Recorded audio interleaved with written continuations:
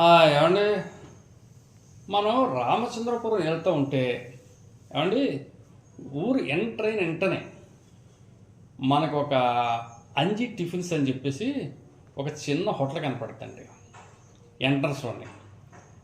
ఊరు మధ్యలోకి వెళ్తే అంజీ బిర్యానీ, మళ్ళీ కొంచెం ముందుకెళ్తే మళ్ళీ అంజీ టిఫిన్స్, ఊరు చివరికి వచ్చేస్తే అంజీ చికెన్ సెంటర్. ఎప్పుడైనా కొత్తగా మళ్ళీ ద్రాక్షారం భీమేశ్వరాలయానికి వెళ్ళాము, అక్కడ మీద ద్రాక్షారం కూడా పెట్టారట ఆ సెంటర్లోనే అంజీ టిఫిన్స్. ఏంటి అంజీ టిఫిన్స్ ఎక్కడ పడితే అక్కడ ఉన్నాయి, పైగా కింద కోనసీమ రుచులు అని ఒక ట్యాగ్ ఒకటి ఉంది. అసలు గొప్పతనం ఏంటో చూద్దాం అని చెప్పేసి నేను ఆ హోటల్లోకి వెళ్ళటం జరిగింది. అయితే ఆ హోటల్లో ఏముంటున్నాయంటే అండి, నిజంగా సాంప్రదాయకమైనటువంటి టిఫిన్స్ ఉన్నాయి. పొట్టిక్కులు, దిబ్బరొట్టి, తేనెపాకం, కొబ్బరి చట్నీ, అల్లం చట్నీ, ఇంక ఇడ్లీ, దోశ, ఉప్మా, పెసరట్టు, చపాతీ, పరోటా,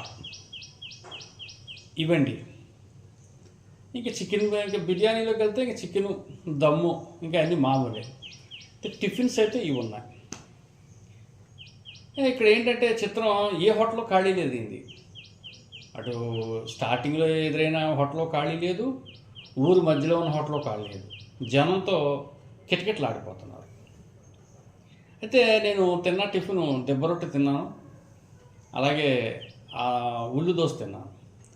చట్నీలు చాలా అద్భుతంగా ఉన్నాయి. చాలా చోట్ల చట్నీలు విపరీతమైన ఘాటు, కానీ ఇక్కడ కమ్మదనం.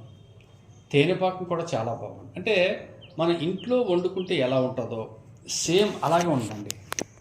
అన్ని సాంప్రదాయకరమైనటువంటి టిఫిన్స్. ఆయిల్ మంచి కాస్ట్లీ ఆయిల్ వేస్తున్నారు. అంటే వేరుశనగ తప్ప రెండో ఆయిల్ వాడలేదు ఈ అంజీ గారు. అందు గురించే ఇంత టేస్ట్ వచ్చిందేమో అనిపిస్తుంది నాకు. చట్నీలు కూడా క్వాలిటీ మెటీరియల్తో చేస్తూ ఉన్నారు. మరి మీరు ఎప్పుడైనా ఎవరైనా రామచంద్రపురం వెళ్ళినా, ద్రాక్షారం వెళ్ళినా అంజీ టిఫిన్ సెంటర్లో ఒక్కసారి మీరు టేస్ట్ చేయండి, మీకే అర్థమవుతుంది. Thank you.